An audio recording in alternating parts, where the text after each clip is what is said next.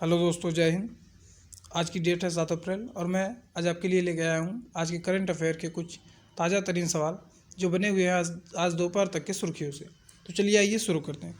सबसे पहला question, mission बुनियाद किससे संबंधित है? आपको बताना है मिशन बुनियाद जो है किससे संबंधित है। ऑप्शन ए, किसानों की आय दोगुनी करने से। ऑप्शन बी, नदी को प्रदूषण मुक्त करने से। ऑप्शन सी, बच्चों को बेसिक शिक्षा देने से। या फिर डी, गरीबों को घर देने से। मैं आपको बता दूं, मिशन बुनियाद दिल्ली सरकार की एक पहल है जिसके तहत छोटे बच्चों को बुनियादी शिक्षा, बेसिक गणित की शिक्षा दी जानी है।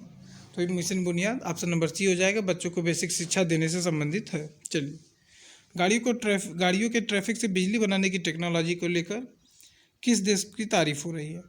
जल्दी से आप लोग बता देंगे। ऐसा कौन सा देश है जिसने गाड़ियों के ट्रैफिक से बिजली बनाने की टेक्नोलॉजी शुरू की है, उसकी हर जगह तारीफ हो रही है? ऑप्शन ए तुर्की, बी ब्राज़ील, सी अमेरिका या फिर डी बेलारूस। तो मैं आपको बता दूं, ऑप्शन नंबर ए तुर्की। तुर्की के एक शहर इस्तांबुल में रोड के दोनों तरफ वाइंड मिल लगा के उससे जब गाड़ी के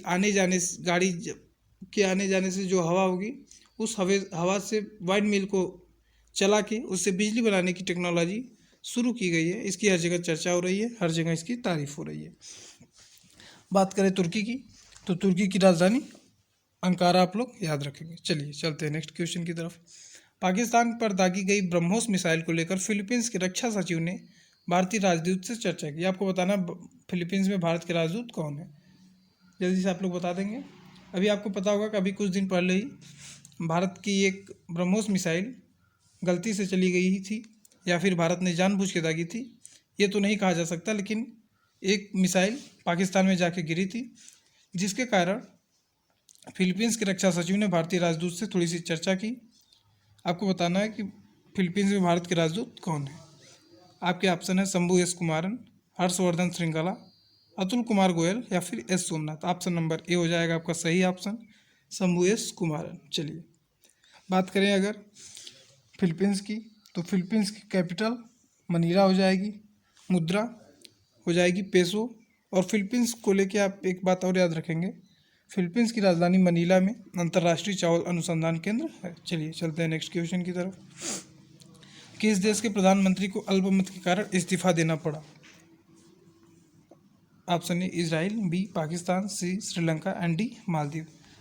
जैसा कि आप लोग सब जानते हैं, पाकिस्तान में अभी संसद में अविश्वास प्रस्ताव आया था जिसके खिलाफ वोटिंग ना पढ़ पाने के लिए सुप्रीम कोर्ट ने स्वतः संज्ञान लेते हुए केस दर्ज किया था और उस पर अभी सुनवाई चल रही है। बात करें श्रीलंका की, तो श्रीलंका में अभी आपातकाल लगाया गया था जिसे हटा लिया गया। इसके बावजूद वहाँ के राष्ट्रपति गोटाबाया राजपक्षे जी की अभी श्रीलंका की जनता बहुत विरोध कर रही है। लोग सड़कों पर उतर आए हैं और लोग चाइना और गोटाबाया राजपक्षे के खिलाफ नारेबाजी कर रहे हैं। तो आपको बताना है कि इस देश के प्रधानमंत्री को अल्पमत के कारण इस्तीफा देना पड़ा, तो वो देश है इजराइल। इजराइल के प्रधानमंत्री नेफ्ताली बेनेट को सदन में अल्पमत मिलने के कारण इस्तीफा देना पड़ गया। ठीक है, बात करें इजराइल की, तो इजराइल की राजधानी हो जाएगी यरूशलेम और इजराइल की मुद्रा आप लोग याद रखेंगे शेकेल हो जाएगी। ठीक है, चलिए, भारतीय ओलंपिक संघ के अध्यक्ष के खिलाफ सीबीआई ने प्रारंभिक जांच शुरू की है। भारतीय ओलंपिक संघ के अध्यक्ष कौन है?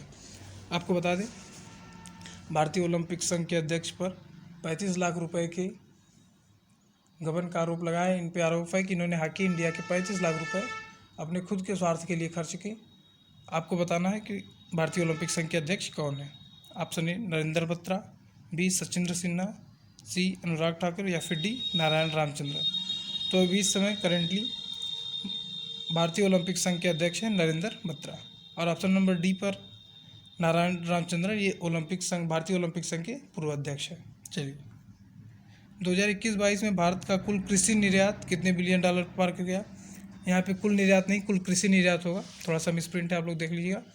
2021-22 में भारत का कुल कृषि निर्यात एक रिकॉर्ड आंकड़े को पार कर गया। आपको बताना है कि वो रिकॉर्ड आंकड़ा क्या रहा था। ये थोड़ी सी खुशी की बात रही कि हम लोग कृषि निर्यात में इस साल एक रिकॉर्ड कायम किए। तो आपको बताना है भारत का कुल कृषि निर्यात कितने बिलियन डॉलर पार कर गया? तो ये हो जाएगा 50 billion dollar, option number A. चलिए, दंड प्रक्रिया शिनाख्त अधिनियम 2022 राज्यसभा से भी पास हो गया, लोकसभा से पहले ही पास हो चुका था। यह अधिनियम किसकी जगह लेगा? ऑप्शन ए बंदी शिनाख्त अधिनियम 1920, ऑप्शन बी बंदी शिनाख्त अधिनियम 1925, ऑप्शन सी बंदी शिनाख्त अधिनियम 1930 या फिर 1935। जल्दी से आप लोग बता देंगे यह अधिनियम किस अधिनियम की जगह लेगा। उससे पहले मैं आपको बता दूं यह अधिनियम लोकसभा से पहले ही पास हो चुका था, राज्यसभा से भी पास हो गया। अब इसे एक्ट बनने से कोई नहीं रोक सकता। तो ये हो जाएगा बंदी शिनाख्त अधिनियम 1920 की जगह ये लेगा। ठीक है, पहले क्या होता था 1920 अधिनियम के तहत कि पुलिस किसी भी अपराधी का सिर्फ फिंगरप्रिंट या फिर फुटप्रिंट ही ले पाती थी, लेकिन अब डीएनए सैंपल या फिर ब्लड सैंपल भी ले सकती है इस अधिनियम के द्वारा। चलिए चलते हैं नेक्स्ट क्वेश्चन की तरफ। नेक्स्ट क्वेश्चन क्या है, विश्व स्वास्थ्य दिवस कब मनाया जाता है। आपको बताना है विश्व स्वास्थ्य दिवस कब और मनाया जाता है।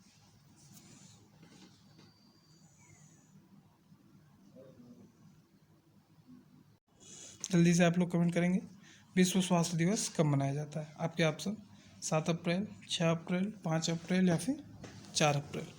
जल्दी से आप लोग बता देंगे विश्व स्वास्थ्य दिवस कब मनाया जाता है। तो ऑप्शन नंबर ए हो जाएगा आपका करेक्ट ऑप्शन।